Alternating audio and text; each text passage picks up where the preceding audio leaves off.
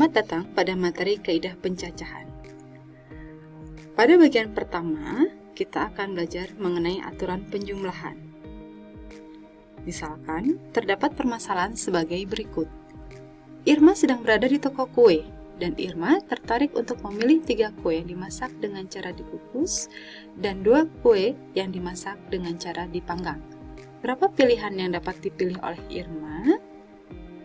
Untuk memecahkan permasalahan tersebut, kita tahu bahwa pilihan pertama memiliki M pilihan dan pilihan kedua memiliki N pilihan.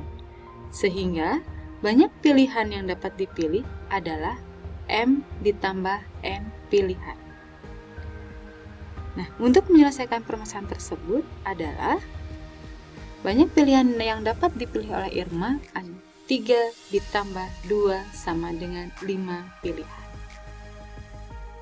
Bagian yang kedua adalah mengenai aturan perkalian. Misalkan terdapat permasalahan sebagai berikut. Kode 5 karakter disusun dengan ketentuan sebagai berikut. Karakter pertama berupa angka yang merupakan bilangan genap. Karakter kedua berupa huruf vokal.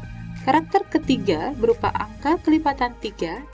Serta karakter keempat dan karakter kelima berupa angka tetapi tidak boleh sama.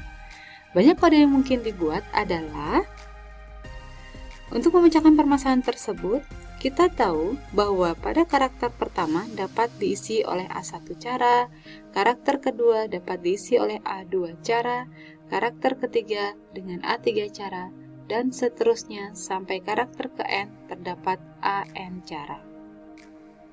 Sehingga banyak karakter atau kode yang dapat dibuat adalah sebanyak A1 dikali A2 dikali A3 sampai dikalikan dengan AN.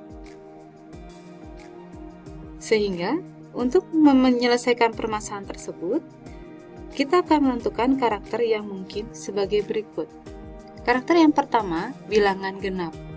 Karakter kedua, huruf vokal. Karakter ketiga, kelipatan 3. Karakter keempat dan karakter kelima berupa angka tetapi tidak boleh sama. Atau angka pertama tidak boleh sama dengan angka yang kedua. Kita mulai dari karakter yang pertama. Karakter yang pertama merupakan bilangan genap. Maka bilangan yang mungkin masuk ke dalam karakter 1 adalah 2, 4, 6, atau 8. Karakter yang kedua merupakan huruf vokal. Yang mungkin masuk adalah A, I, U, E, dan O. Karakter yang ketiga merupakan kelipatan 3, yaitu 3, 6, atau 9. Karakter yang keempat berupa angka. Kita mulai dari 0 sampai dengan 9. Nah, karakter yang kelima merupakan karakter yang berisi angka tetapi tidak boleh sama dengan karakter yang keempat. Sehingga kita bisa memasukkan angka 0 sampai 9 kecuali angka yang sudah kita pilih pada karakter yang keempat. Sehingga banyaknya karakternya adalah pada bilangan genap ada 4 karakter, huruf vokal ada 5 karakter, kelipatan 3 ada 3 karakter, angka yang pertama ada 10 karakter, angka yang kedua karena tidak boleh sama dengan karakter yang keempat, maka hanya bersisa 9. Dan banyaknya kode yang dapat dibuat adalah 4 dikali 5 dikali 3 dikali 10 dikali dengan 9. Nah, sebelum kita beranjak ke bagian yang ketiga, maka kita harus mengingat kembali mengenai bilangan faktorial. Misal terdapat bilangan N, maka N faktorial akan sama dengan N dikali N dikurang 1 dikali N dikurang 2 sampai dengan dikali 1. Bagian yang ketiga adalah permutasi. Perhatikan permasalahan sebagai berikut. Pemilihan ketua kelas dan wakil ketua kelas diikuti oleh 3 orang, Budi, Anindita, dan Sarah. Maka berapa banyak kemungkinan yang dapat terjadi pada pemilihan ketua kelas dan wakil ketua kelas? Kita tahu bahwa saat memilih ketua kelas dan wakil ketua kelas, kita harus memperhatikan urutannya atau susunan yang memperhatikan sebuah urutan. Terdapat sebuah definisi, misalkan terdapat n objek yang berbeda. Jika k objek diambil dari n objek, maka banyak permutasi yang mungkin adalah n permutasi k sama dengan n faktorial dibagi n dikurang k faktorial susunan.